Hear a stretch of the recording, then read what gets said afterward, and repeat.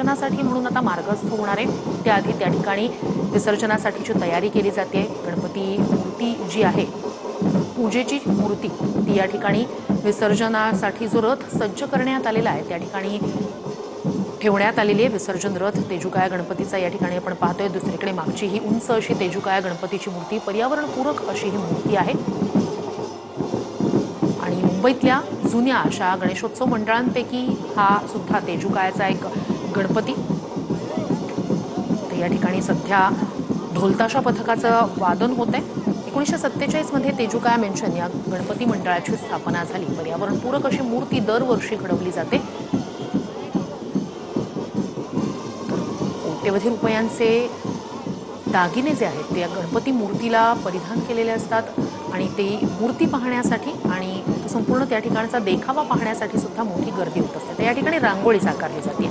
मुंबईच्या राजाची विसर्जन मिरवणूक आहे आणि मार्गावर सुंदर अशी रांगोळी या ठिकाणी साकारली जाते। ज्या ठिकाणाहून विसर्जन मिरवणूक मार्गस्थ होणार आहे त्या ठिकाणी ठिकठिकाणी अशा रांगोळीच्या पायघड्या घातल्या जातात। लाडक्या बाप्पाचं आगमन जसं आपण वाजत गाजत करत असतो, त्याचा पाहुणचार आपण जेव्हा करतो या संपूर्ण गणेशोत्सवाच्या काळात, तेव्हा त्याचं आगमन मंडपांमध्ये असेल, घरांमध्ये असेल, ज्या उत्साहात केलं जातं त्याच उत्साहात लाडक्या गणरायाला निरोप सुद्धा दिला जात असतो।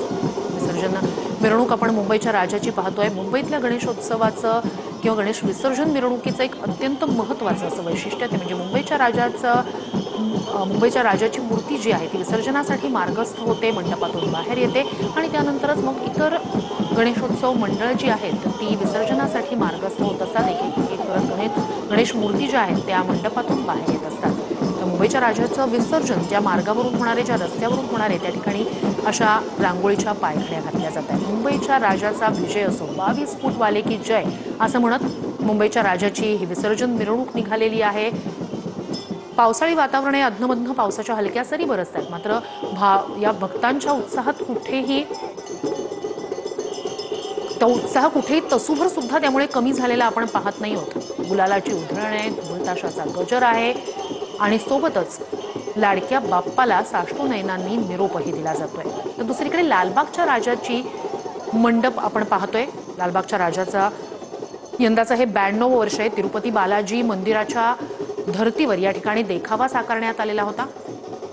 एक जणू मंदिराची एक प्रतिकृती आणि महाल त्या ठिकाणी साकारण्यात आलेला होता आणि तिरुपती बालाजीच्या आधारित म्हणजे तिरुपती बालाजी मंदिराच्या धर्तीवर आधारित त्या थीमवर या ठिकाणी संपूर्णपणे देखावा साकारण्यात आलेला होता।